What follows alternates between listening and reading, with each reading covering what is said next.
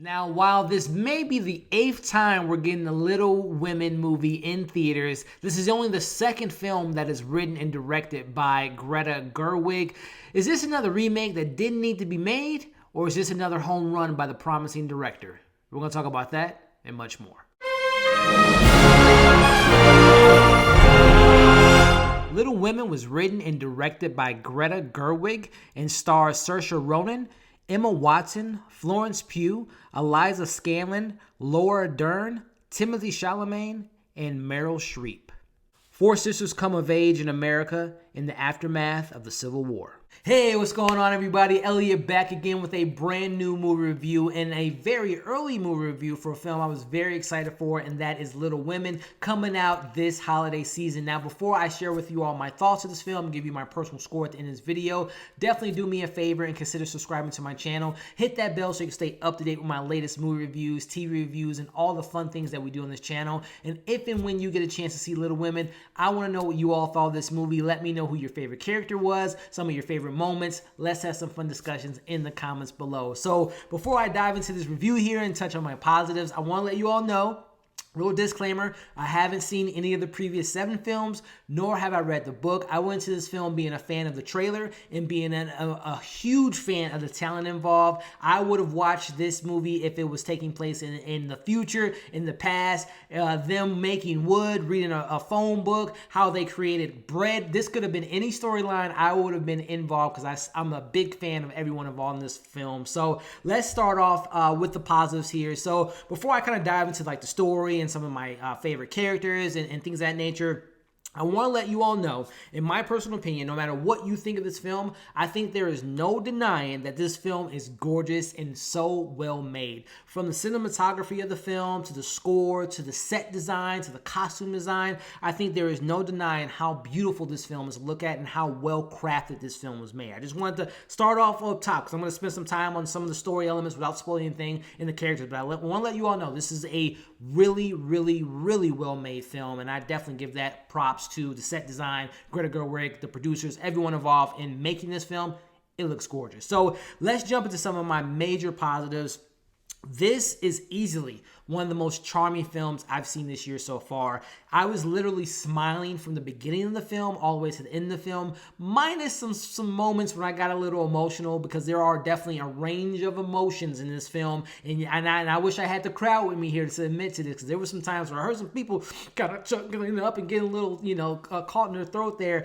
Very emotional film, but a very pleasing, entertaining film at the very same time. It's incredible how this film does take place in the Civil War, but it's so relatable and sets itself in a kind of a modern day setting, even though it takes place a long time ago. I was very impressed by that.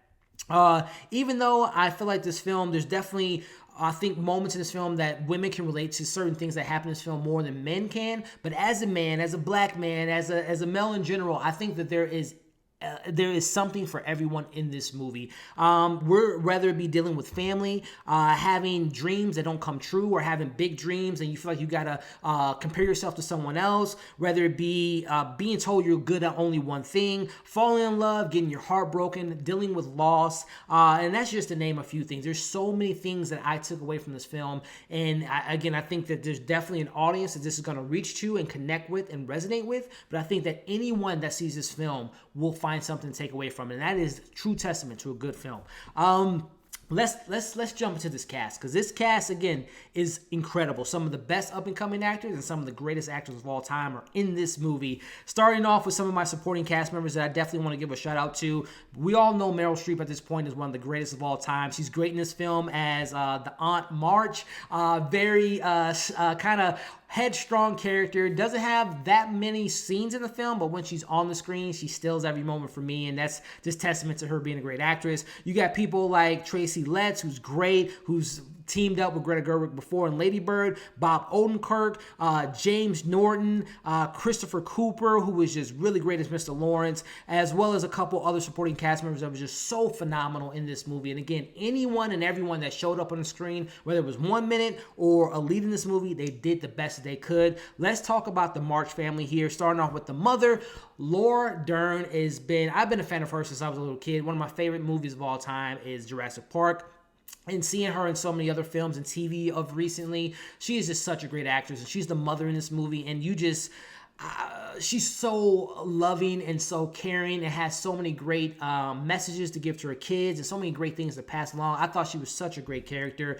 Also, the sisters, I'm going to focus here on the sisters a little bit before I get into my man, Timothée Chalamet. Some of the sisters that didn't get as many things to do. I don't want to say as many things to do, because it was incredible how, even though some of the sisters in his family didn't have as much screen time, everyone had a fully completed arc in this movie. So Emma Watson is one of those characters who plays Meg, who didn't get as much screen time as the other sisters, but I thought Meg was without giving too much away, was a character that definitely had different dreams and goals than her other sisters, and I thought that Emma Watson did a great job in her role. Also, Eliza Scanlen, who plays Beth, who's the youngest of the family and loves her family, and she's very different from her other three sisters, but she is kind of the light in the as the sisters say, the better of them. She was so great in this film, and I thought she was great in this movie as Beth. But definitely our two main sisters who had the most to do in this film. Saoirse Ronan has been a lead actress since she was probably 10 years old, and she's been great in everything I've seen her in.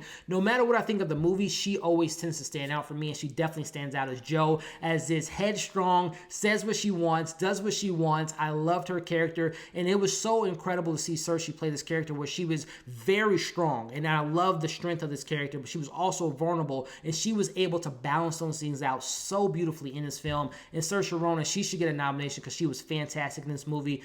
But my MVP of 2019 so far, and the streak continues, Florence Pugh is one of the best actresses in Hollywood today. She is the MVP so far for me, from starting off with Fighting My Family, and it's funny that she ends the year with the movie that deals with family, and Midsummer. She's such a great actress. I'm so excited to see her career continue to grow. But her as Amy, and watching how they told the story, where you're seeing them as younger characters and seeing Amy as kind of a young, kind of selfish character, and seeing her grow as a woman, was such a great arc. And there's so many great arcs in this film, but I really enjoyed Florence Pugh character.